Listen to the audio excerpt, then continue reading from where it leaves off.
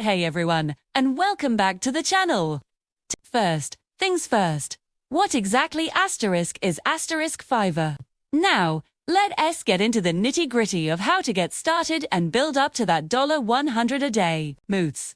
Once you've identified your potential skills, it's time to do some market research. This is where many beginners skip a crucial step. Next up, creating your Fiverr profile.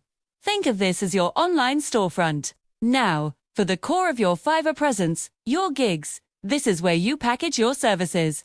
A single gig should focus on one specific service. Here are my top tips for creating high-converting gigs. First, your gig title.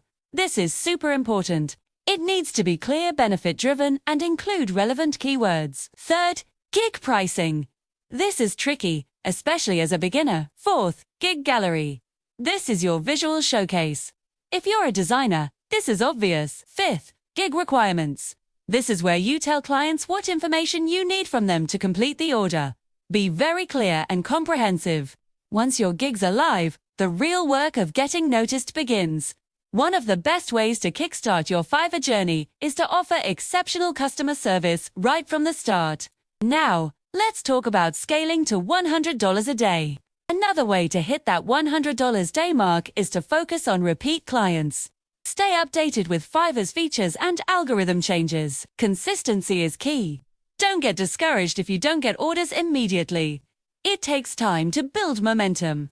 Finally, managing your time and workload is essential.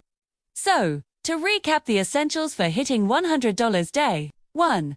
Find your specific niche. Earning $100 a day on Fiverr as a beginner is absolutely achievable with the right mindset and strategy.